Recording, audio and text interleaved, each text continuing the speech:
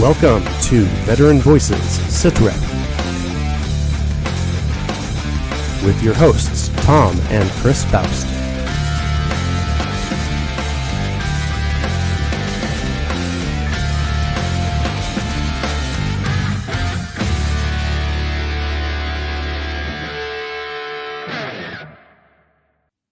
Welcome to Veteran Voices. I am your co-host, Tom Faust. I'm here with my son, Chris. And we also have with us today Nate Ostrander from Two Eyes Horsemanship. And we're going to talk about equine therapy for veterans. Hello, Nate. Hi. Good morning. Thanks for joining us. Good morning. Oh, Good morning. Happy to be here. Yeah. Great to have you. And so can you share a little bit about your background and kind of what led you to become, to do equine therapy, particularly for veterans? Yeah. Well, background's a long story. I grew up around horses and learning all this stuff. And I guess it was 15 years ago or so is when I started to really think about doing something professionally around this area in Spokane with horses and stuff. So I just began training. It wasn't until I met a veteran who approached me about wanting to work with horses in a form of therapy that I really started to look into that and learn more about it. And really, I learned more from him than anything. So, and that was back in, I think, 2015 or 16, somewhere in there. Yeah. And ever since then, it's just been kind of on my mind. And, I work with people. I get a lot of people that come through and ask questions about it and just teaching. And there's another place around town that does therapy for children and like autism, work with autism and things like that. And I just know, a lot about the fact that the therapy is very wide, that it can cover so many different types of issues when you're talking about horses or dogs or any sort of animal like that. It's just incredible. So it seems like a pretty big rabbit hole you can go down and really get in there pretty deep and find out a whole lot. And it's probably never ending, really. So is it primarily, as far as veterans are concerned, focused around PTSD? There are other issues that you deal with? Yeah, it's the PTSD for the most part with the veterans. And it's not just veterans either, and it's not just PTSD. I don't think. On a broad spectrum, when I think about any sort of animal therapy, especially the horse therapy, it's so broad that there's an old saying that says the inside of, or the outside of a horse is the best thing for the inside of a man, right? It's an old cowboy saying, and it's really true. It's just so broad. It helps in all aspects of life. Even myself, just working with horses, I grow all the time and learn more about myself. And it's real therapy, for anybody, really. But yeah, when it comes to the veterans, I think that the PTSD is the biggest part of what they're seeking to find help with.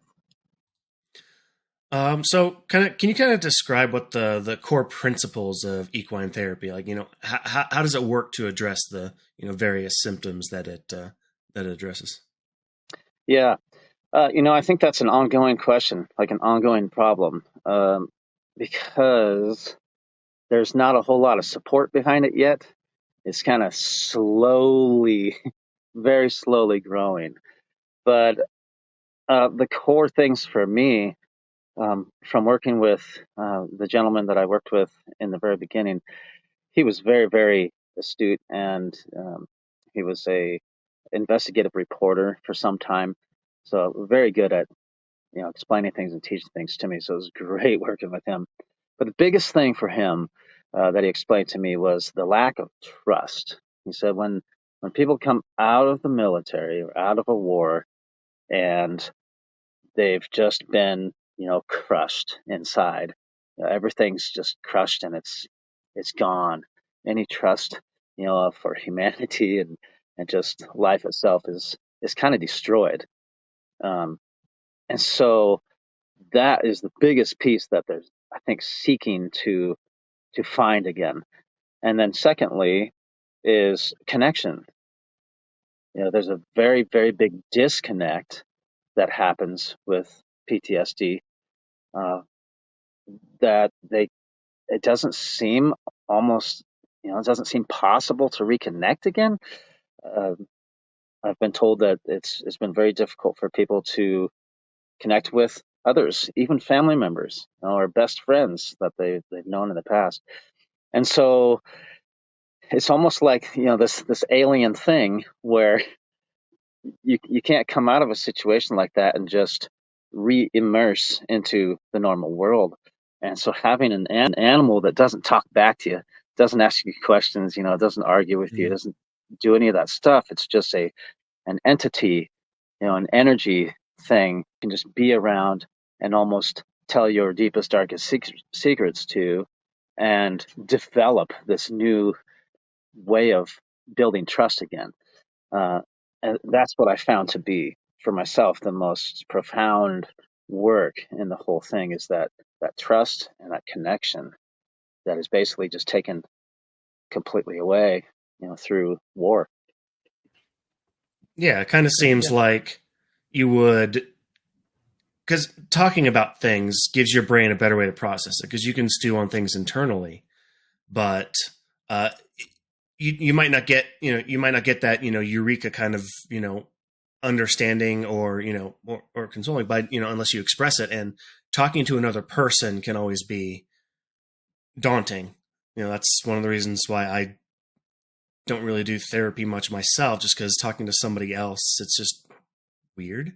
But talking to an animal, you can express things out loud, let your brain process it as you hear it again. And an animal's just there. They're not going to judge you. I can see how that would go. So kind of rolling off of that, like, how would a typical therapy equine therapy session look like? Like what kind of activities would you incorporate with? Yeah. The thing that I found to be the most effective is to get hands-on work. And it's not just coming in there and brushing a horse and, picking up their feet and sitting there petting on them and stuff, although that is very, very nice and comforting as well. But it's really about being able to work with the horse and do things on the ground with the horse, like lunging, sending the horse through obstacles, things like that. We can set up a whole bunch of things in the arena and teach the person how to move the horse, how to communicate through hand signals and stuff with the horse. And that's the biggest thing, because the communication line, kind of like you were just saying, it's hard to talk about a lot of things. For people with PTSD, it's the trust isn't there. They don't really want to divulge too much about it regardless. And so building that communication line is like one of the very first things that I find to be important. Make sure that this person understands and knows that they actually can communicate with this horse, and that the horse, hears that in a sense. So it's super important that it's not just we're coming and brushing on horses. You're actually working with them. You're going to be learning how to do it. And then once you've learned stuff on the ground, then of course it'll go to riding. You learn how to ride the horse and communicate to the horse without being in front of them, where they can't see you anymore. So now it's a real touch-sensitive communication. And that in itself is all about trust, 100%. And I think for the random person, it's kind of like not everybody has the opportunity to go hang out with horses or work with horses. I kind of take it for granted because I get to do it every day. But more people have access to dogs, right? And so everybody kind of knows, like, you can make a dog sit and you can have them lay down. You can tell them to come here and stuff like that. And that seems kind of normal, right? But with a horse, it's completely different. Like, this animal is 1,200 pounds. They're big, strong, scary, right? They can be very intimidating sometimes. And so it really digs deep into a person to find a place where they have to kind of almost submit themselves. And in therapy, submitting is a big part, of progress. You have to be able to submit to yourself, your own feelings, your own thoughts, and be able to find a way to grasp, get a hold of things, control them, process, get through. And submission's a big part of that. So a big, humongous, strong animal like a horse kind of, strikes fear into a lot of people at first. They're like, so it really brings a lot of feelings to the surface. And I think that's one of the biggest first steps in the work that we do is getting the person to overcome that and grasp a hold of the feelings. Yeah, I know my wife's work with horses. I know she talks about how the horses tend to respond to you even unspoken. Like if you're nervous, the horse is going to get nervous and get worried and may not do exactly what you want it to do. If you calm down, the horse will calm down. And it's sort of symbiotic in a way. So I know that off camera, we talked a little bit, you mentioned something about Mustangs that you were doing that I'm going to take a look at later on. So I don't know if those are the particular horses, but how do you select and train the horses that you use for therapy sessions? Is there a certain temperament you look for? So that gentleman that I was working with before, we were working with a Mustang, and we went down to the Burns, Oregon holding facility and picked a Mustang out just from the crowd of 423 that they had down there. A beautiful, beautiful buckskin dun horse, just amazing horse, completely wild and untouched. And that was kind of our experiment at the time was, is it better to use completely untouched wild Mustangs to meet up with a veteran with PTSD, or is it better to use a domesticated horse who's already trained? That was kind of the experiment back then. And what we found was that it was absolutely incredible how each part of the role, the horse and the veteran, they basically both had PTSD. Okay, because the horse was already wrangled up by either helicopter or four wheelers or cars chasing them, and basically traumatic experience there, and lost even more trust for these two-legged creatures that they don't want to be around in the first place. So we kind of like see this very, very apprehensive and then sometimes highly apprehensive behavior in these Mustangs. And the gentleman was just like, I feel the same way. I just feel the same way, right? So it was a really quick link where he was able to identify the same types of emotion or energy, you could say. And you're exactly right on how the horse does mirror that. So with that Mustang, I think he was able to have that same connection with this gentleman too, just like he did with the Mustang. And like they could identify each other as having the same type of kind of energy stored up in there of apprehension and fear. And so the connection was very quick, right? Whereas a domesticated horse, true that all horses seem to be able to have, they've got this sixth sense about them. I always tell people, the sixth sense you hear about in the movies, horses have that, and it's as strong or stronger than their sense of smell and sight and all that. Mm-hmm. It's like this energy thing that they can feel. They feel you coming a mile away. They can tell if you're having a bad day, if you're having a good day. And the thing about it is that they mirror, like you were kind of saying, they mirror you. So even if you're not acting upset, they know you're upset. And so that tension, that energy inside of you is now being equated in the horse. And so that is a humongous part of that connection too, is having, you kind of have to own up to what you're seeing. And when you see the horse acting a certain way, you're not going to be pointing the finger and blaming the horse. You have to say, okay, what is it here? And that's where the therapy starts. That's where it begins. You start to connect that, okay, what can I change? What do I got to work on here to be able to soften this whole thing? And it works both ways with wild horses and domestic horses. But I found, I think, a bigger connection with the wild horses. But I got to tell you, though, if you're going to go work with a wild horse, you definitely want to be working with somebody who knows wild horses, who has experience with wild horses, because they're a different animal than a domestic horse. So you can't just have any random trainer say, okay, let's go get a Mustang and I'll help you work with them. Don't do that. Yeah, I can see that. And since it's really on that subject of potential dangers with a wild horse, and even with a domesticated horse in certain situations, if it spooks or something, because like you're talking 1,200 pounds, that's a lot of animal. And so, are there any like safety considerations that you take in every time you go in, that you, all right, warn the people about in advance, or do something to make sure that the whole situation is safe? Absolutely. Yeah. So there's a lot of situations where if you just know how a horse moves or how they will move when they react to certain things, there's certain places, certain things that you can do or be that are relatively safer, right?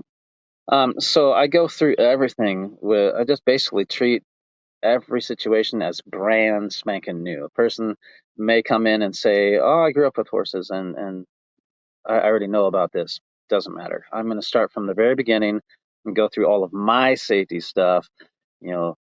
Kick zone is one of the biggest things. I teach the people about the kick zone. Where is the kick zone? Where can the horse kick? How far do their legs reach? Right? Can they go sideways? All of those things. How far can they reach with their mouth? Because they do. Certain situations, a horse that gets triggered into that fight or flight mode, excuse me, if they're triggered hard, that's just instinct, right? And they could throw a kick or they could throw a bite. And so I'm always teaching people to be on their A game, right? And we learn all those places to be, places not to be. Also, how to move around a horse, your movements, how you're going to portray yourself. Confidence is a big thing. And that's another piece where gaining confidence back in a person who's lost confidence is extremely difficult. But if you're not confident around a horse, they know it, and they'll show you by basically taking the pecking order lead. And that turns into a situation where you don't really want that, because now they're kind of stepping on you, shouldering into you, or knocking you with their head, and doing these things that aren't safe.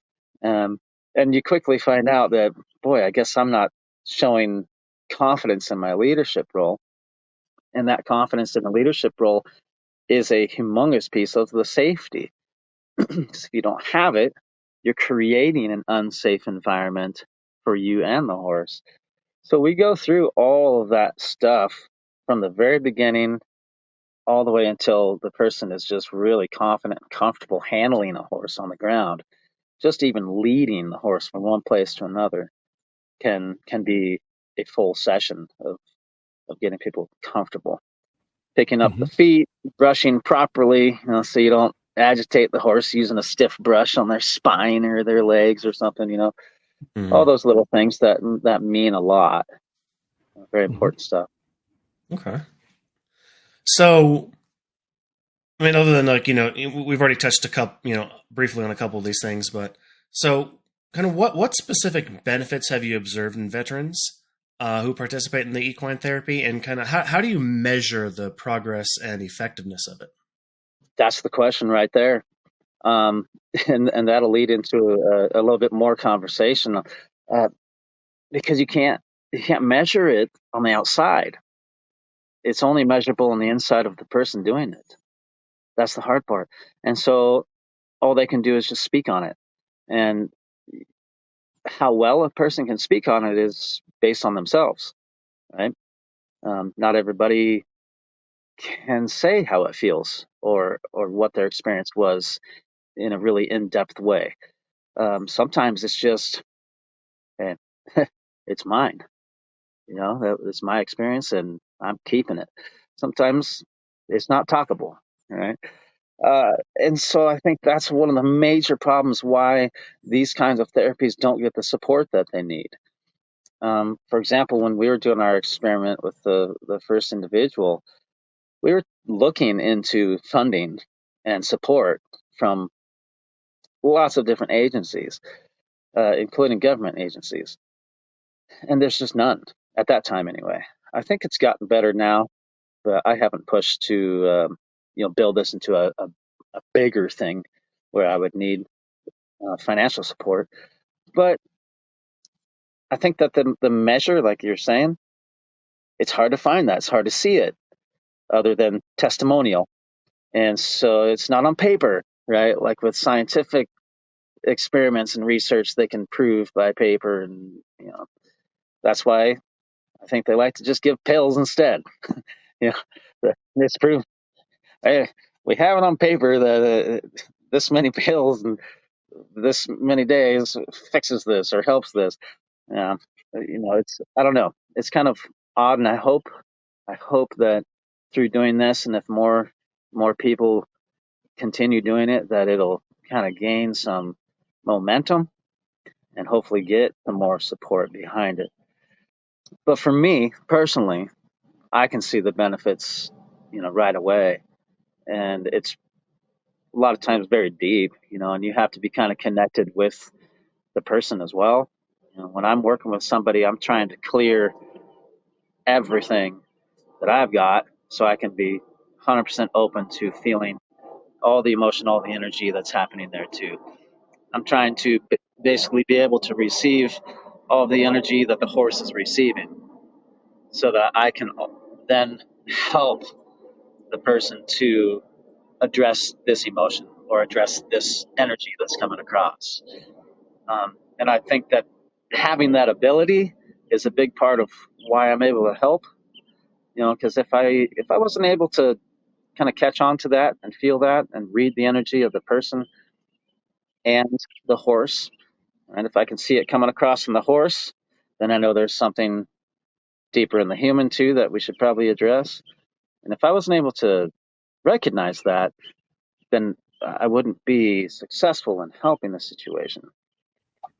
But boy, when you get across some points to the person and things start to come together and it starts to smooth out, you almost have this aha moment for both the horse and the person. Mm-hmm. It's just like, it's amazing to see, because it happens with horses too. When I just work with them myself, if they're stuck on something they can't get through, or their energy is in a place that is just causing them a lot of anxiety, and I do some things to help them get out of that, you can feel it. It's like the elephant in the room just disperses. It's just gone. And so when you're working with the people and the horses together, and they get to do that with the horse, right? If I can tell them, okay, there's some tension here in the horse, there's some anxiety, or you see him moving his ears like that, or you see that tail deal, this is what it means, and so we need to do this or this. Okay, and so they go and they do it, and when they have success and they feel that same thing, the elephant leave, it's just eye-opening and for everybody. And for me, like I said, that's my measure, because I can see it and read it. Okay. And then I know that, it's, a big internal thing, but just kind of based on what you've seen, do you have any, we don't need full details if you don't want to share things, but any significant, breakthroughs or success stories that have occurred? Like when you actually notice this, aha change? Yeah, absolutely. I mean, during the sessions, for sure. But it's such a long process, that I wouldn't be able to pinpoint a moment where I'm like, you're cured. That's not going to happen. But there's, especially with the wild Mustangs, any of those wild horses that have such a very strong fight and flight instinct, when for example, the gentleman I was working with at the beginning doing the experiment, there was a moment where we were using a stick with a plastic bag at the end of it, right? Horses really hate plastic Mhm. bags. Mm. Yes. And so I showed him what to do with this plastic bag and what the horse was going to do, how he would react, and this is where he's moving, and how to keep his head in the right place, and what the goal of the exercise was. Right? And so as he was working with the horse, man, you could just see all of the tension just building and building. And the horse is kind of running around in circles trying to get away from this bag. He was doing a great job sticking in there and staying in place, in the right places to stay safe, had the bag continuing on. He didn't quit or give up. It's just kind of a hang in there situation. And in the moment where the horse realizes that you're not trying to hurt them with this bag and that they can decide to stand still and allow you to be there with it, those are those moments where, okay, now you take the bag away and you both just stand there and breathe, right? And when they turn around, this gentleman, he turns around and stands there and puts the bag down. Oh, that was awesome, right? Just, oh, that was crazy. And he, in that video that I was telling you about earlier, Thomas, on the Rhubarb Skies one, he talks about that moment with that plastic bag of the big blow up, and then it comes back down, and it's all just going on. And I think that's just amazing because you see it, and it's like, I'm a believer now. It makes a believer out of you, that you can do it. You can actually work with this horse. You can scare the pudding out of him, scare the pudding out of yourself, but everybody's gonna get through it, and it's all gonna be okay. And what just happened is you built a little more closer connection of trust and bond with that horse, and it feels really good. And when I see that happen, it's super incredible. Moments like that. Hmm. Yeah. Yeah. That's kind of leads right into where I wanted to go next, which is on the personal side for you. I can see that you enjoy doing this and seeing the result in the people that you're helping and the horses that you're helping as well, because it kind of works both ways. Absolutely. So what have you learned through this? How has this helped you personally through doing this for others? Oh man, that's a huge one, because just personally myself working with horses is a massive change. It is every day, all the time. But working with other people and teaching them how to do this and seeing the change, I think that's a whole different ballgame, whole different kind of reward for me. It's rewarding enough to be able to take a horse who's been possibly mistreated or stuck at a feedlot. Kind of, there's a lot of horses where I've worked with where they're rescue horses that basically need to be rewired and complete therapy wipe, and get them to come back to same type of thing, right? But I'm working with just the horse. This horse may have massive PTSD, may have been through who knows what, and they don't trust people at all. And I have to get them back to a point where they can be rideable and put them into a good home so that they don't end up back in the same place headed down for, whatever comes next. And that's extremely rewarding. And so now you just double that, because I'm taking a horse and a person who are kind of in the same boat, right? Who are just kind of fraught with pain and hurt and mistrust and all these things. And I get to help both of them rewire, reconnect, build some trust. And it's a kind of, I can't even explain really how that feels for me. Could get very emotional for me if I get too deep into it, but it Sure. definitely pulls on the heartstrings when you see it start to happen. And when they walk out of that pen and they look at you and just shake your hand, and just thank you. It's just those big breaths are the same. I see the horses do the same thing. The horses do that. People do that too. And it's just like, man, it's so rewarding for me to be able to have a part in doing that. And like I said, it's anybody too. It's not just veterans, although the highlight here is veterans, but I want to make sure that everybody knows that the therapy of a horse is good for anybody with any sort of history, whether it's traumatic history or not. It's always they help. They just always help. Yeah. So, kind of, what are the whether it's like specific or like overarching, like what are like the main challenges or limitations you face in providing the therapy? Like, how do you think you would address them? Well, I guess the biggest thing would be if I was trying to make this into a bigger thing where I wanted to have a facility built for me or anything like that. Having sort of funding behind that is a huge challenge. Even if you did a 501(c), every year you're trying to do banquets and things and auctions and whatnot to raise money for your foundation, and it can be extremely difficult because, like I said, there isn't a whole lot of support behind it. There's not a whole lot of tangible results and knowledge on it, so it makes it tough. And then any agencies that would have the money to back it, they want to know that it's going to work, and they're putting their money into something that's going to do good. The idea is great, right? The idea is great. I mean, obviously, they've kind of been able to prove it with dogs.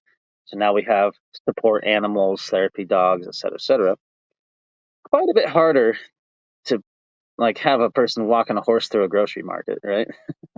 Mm-hmm. Yeah. Probably not gonna. So how are we implementing this? Like, we're not gonna have everybody buy a horse and take it home, are we? And no. So they're just gonna come there once a week and just hang out with a horse. Yeah, I mean, kind of, sort of. So it's kind of up in the air.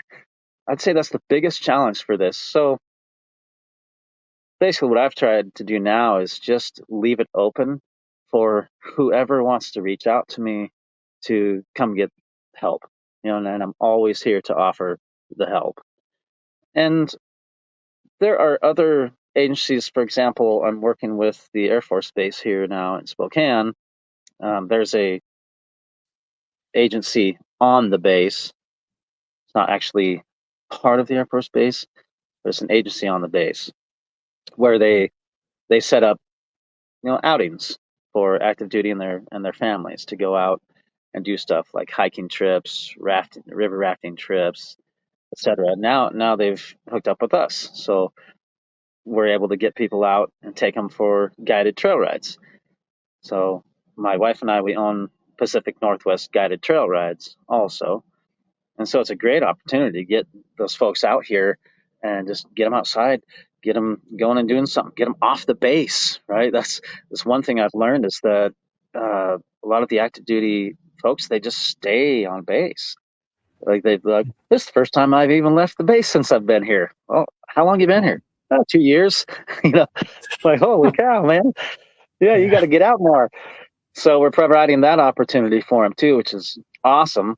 And then that's kind of a good segue for me to be able to tell them, hey, if you've got interest in coming and spending more time with us and more time with the horses, anytime, come out and do lessons, and I can kind of segue into the idea of it. Not everybody knows that they need help either, and not everybody wants help. So I'm just there, open to help whoever I can. And then as far as challenges within like the actual training, the actual activities and stuff, I would say age has an issue sometimes. If I get older folks that want to come and work and be with horses, physical limitations might be a factor, right? Or people with injuries of any sort, that can be a factor. but there's nothing that I can't really get around. Obviously, I'm not going to put somebody who has a major disability, physical disability, in a pen with a wild Mustang. I would tailor it to whatever they can handle. But I'm never going to turn somebody down. So it's a challenge in one way, but at the same time, I'm able to overcome those challenges, and so are they. So it works out. So you mentioned about agencies helping, whatever. Do you know whether the VA, for instance, offers financial support for people that need to go through this? Is that a thing? At the time when we were doing the experiment in the first place, no, they did not, and they had no interest in it. I don't know now if they do, but I haven't heard anything about it, so I'm assuming it's probably the same situation. But we really pushed the VA at that time, trying to get them interested and to show some support, and it didn't happen. So that's a really disappointing, situation where it's a tough thing, and it's a sensitive topic, especially among veterans, where they want the help and there just isn't support. And a lot of people don't want medicine, right? They don't want to take pills. There's different ways to go about things. And like you said earlier, Chris, it's hard for you to go to therapy and talk to a person, and there are other ways. So how do we get the military, or the government or different agencies to really open their eyes and look at this? I don't know exactly. We tried, and I know lots of different places around the country have tried as well. And typically, it always ends up being a 501(c) nonprofit organization that they turn themselves into, and they raise their own money to do it.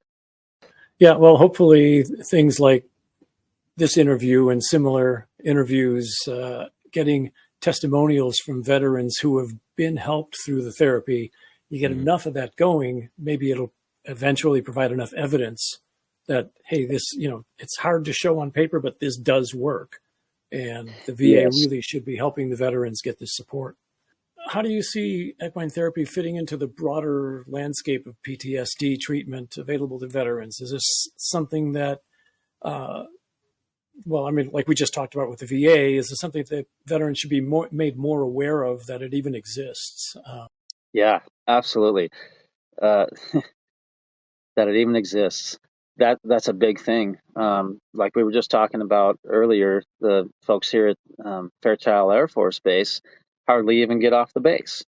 So having some sort of idea that you can go do these things either while you're in the military or when you get out of the military, that's a good question. How does the military instill that knowledge into people? Are they even, right? And so I think through stuff like this that you guys are doing right here is the way to get the knowledge out there. Agencies or individuals that want to try to build something like this, just continue pushing. I'm not like a huge activist, so I'm not real knowledgeable about how to like get my foot into the door or in the face of the people that will listen.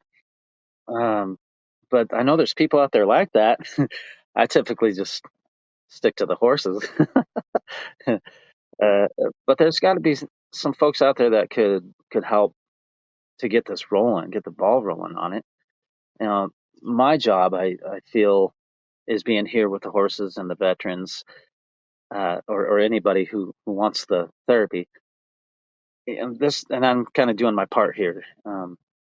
There's got to be somebody else out there who understands kind of the politics of it all, that would be able to push it harder for everybody.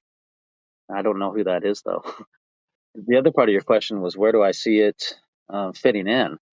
I mean, the goal would be that every single person who comes out of the military is required to go spend, a certain amount of time at a ranch with some horses and a trainer, an eligible trainer. Basically kind of like a detox, period of time where you're going to go spend 30 days down here at this ranch, and it's completely funded. You're going to go and hang out with this trainer and a horse, and you're just going to relax, right? And there's going to be a whole lot of healing happening in those 30 days, even if it's just a week. You know, uh, it and any time is going to help, but the longer the better. And I think that's where it would fit in as a humongous piece of the first step of getting through these things. Do you do this always with individuals, or do you ever do this with groups, like a small group of people together? Yeah, either way. It's a little bit somewhat more difficult if you have a group, because I can't really focus on one person at a time. And in this kind of situation where you're trying to make it a therapy thing, and you have PTSD involved, or any sort of traumas from a past that a person's trying to work through, having that one-on-one time is pretty important. It's kind of crucial. But later on, once people are past that first initial step of regaining connection and trust, and being able to open up and get a hold of their emotions and all this stuff, then it's no problem having groups, because now you're starting to implement not just horses, but now other people again, right? And that's where you start to take these skills that you learned with the horse and start implementing them now with other humans, right? And another big thing that I've learned over time with the PTSD with veterans is that this whole human thing, it's almost like, I could do without anymore. And it's almost better not being around people, right? So they have that feeling behind it, but at the same time, they're looking for that connection still, right? Humans are instinctively, like, group felt, like they want to be together, they want to be with other people. Just, I guess that goes for anything. You got flocks of birds and herds of horses, and so that's just how it works. But at the same time, there's something clouding that's making it like, yeah, but I don't really want to, right? So once you kind of get through all of that, and then you start re-immersing into a group setting, I think that it really does help to bring those skills into the human world again. I think we've covered a lot of good stuff here. I really appreciate your time with this. Mm-hmm. Is there anything else that you would like to share? I'll be sharing links to your website and Facebook and that. Is there anything else you'd like to share with anyone that we haven't touched on? Well, yeah, I also work with the Cops Mounted Patrol Unit here in Spokane as well. And just recently, the sheriff's, it's called the Scope Mounted Posse, they merged with the Cops Mounted Patrol. So I'm the head trainer for that group as well. And it consists of folks who are either active duty or retired, and then also volunteers that just want to be part of the program and help. And that is also a wonderful program that they've got going on with that too. And there's obviously trauma and PTSD within the police departments as well. And so that program that they run is super awesome. It's really incredible. They end up doing some work with me individually sometimes, depending on the person, if it's a volunteer or whatever the situation is. But sometimes they'll come and do personal sessions with me, but most of their stuff is on a group setting. And that's a really cool thing you could look into as well. And I imagine there's more of those around the country that people could get involved in. And that's another big way that the guys here, they go to all the parks within the city and around the borders, and they take their horses there. They've got little like playing cards, right? Like baseball cards, but it has a picture of the horse on it.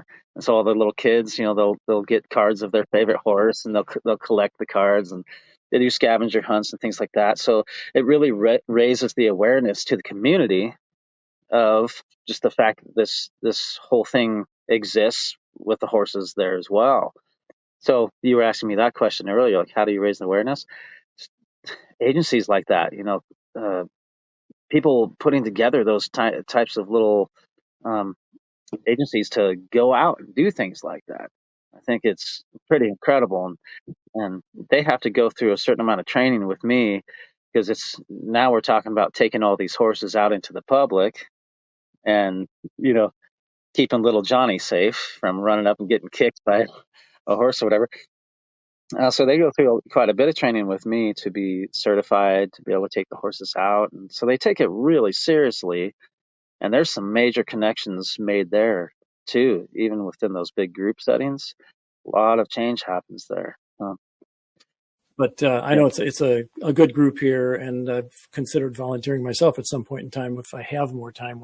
I'm getting close to retirement, and so that's something I was considering. There is another thing that I could add to this. Another thing to add would be that this kind of therapy helps with people coming out of prison as well. There are programs within the prison around the country where they have the prisoners working with wild Mustangs. And so they're actually training the Mustangs. And that is a great program. There are some people that are kind of fighting against it because they think it's like rewarding the prisoners.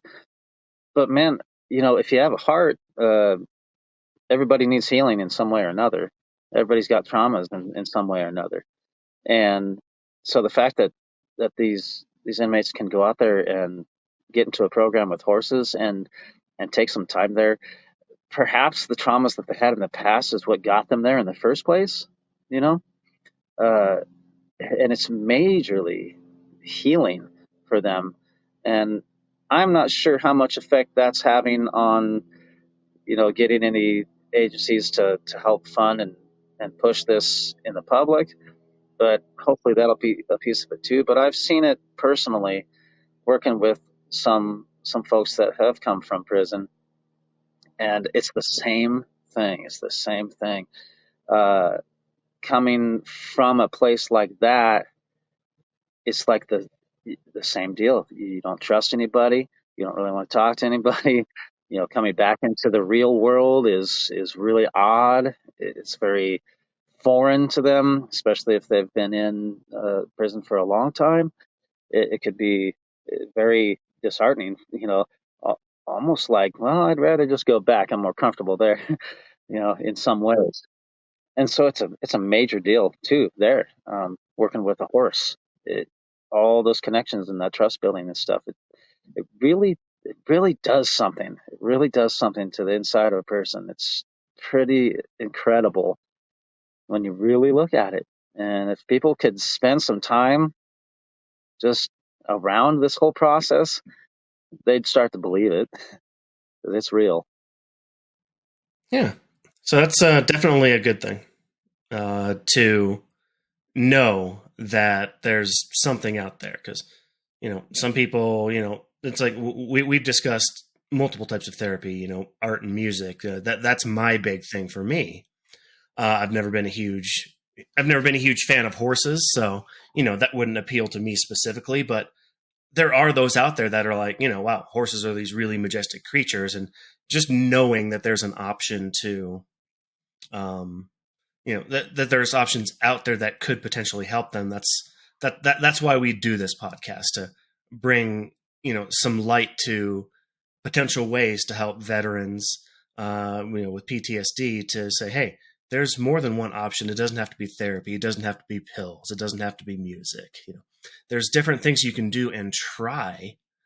And I think that means more than anything is, doing the therapy will help, but trying things, it's a way to entertain your brain to say, okay, I tried music. No, it wasn't really my thing. Oh, okay. Horses are available. Let's try that. Oh, wow. This is, amazing. Just, giving those there. And that's why my dad and I do this podcast, to bring light to these things, to say, hey, there is help out there. And we're just trying to introduce people to the idea of, hey, this is an option. Look into it, do some research and see if it's for you. Just get that help that you need. Yeah, you nailed it right there. It's like you said at the beginning of that, you said you're not really a horse person. You haven't been a fan of horses, and that could keep a person from trying it.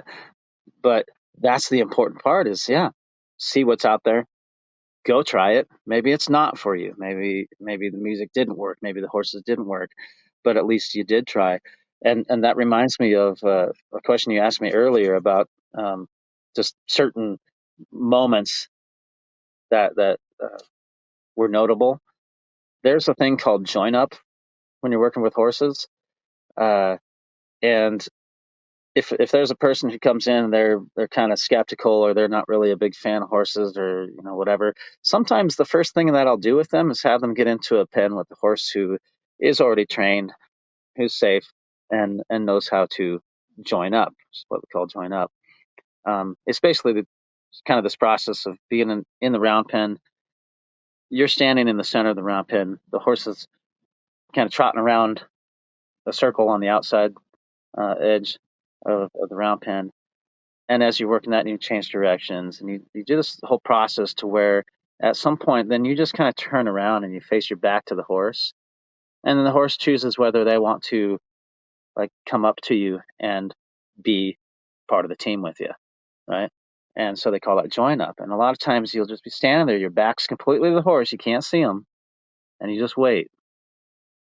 And you just stand and you're waiting, you're just waiting. And all of a sudden, you just feel this little nudge on your elbow, and you look behind you, and there's that horse just right there, just like, hey, what's up? And I've had people just melt and just go to tears when that happened. That horse is coming up there and just bumping that elbow like that and saying, hey, I'm here with you. Just brings them to tears right there. And you would never know that you liked horses until one of them said, hey, I like you. Thank you very much for talking with us, Nate. We really appreciate it. Appreciate your Absolutely. insight on this as well. Man, I'm so happy you guys asked me. It's been an honor, and what you guys are doing is amazing. I've been watching some of your podcasts, and I think it's super cool just getting the word out and getting the knowledge out like you're doing. So thank you guys very much for all of it. You're welcome. Yeah, no problem. So I also want to thank all the listeners, people that tune into the podcast. We appreciate you tuning in.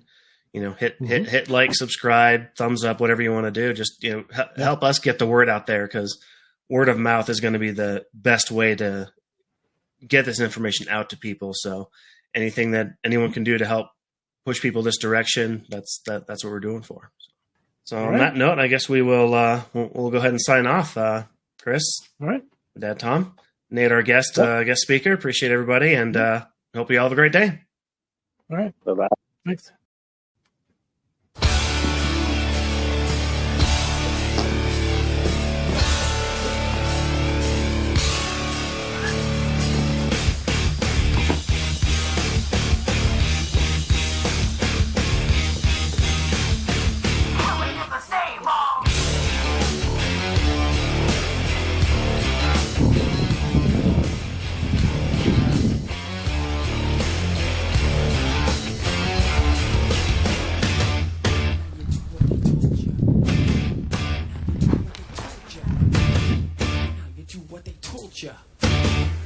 You do what they told you.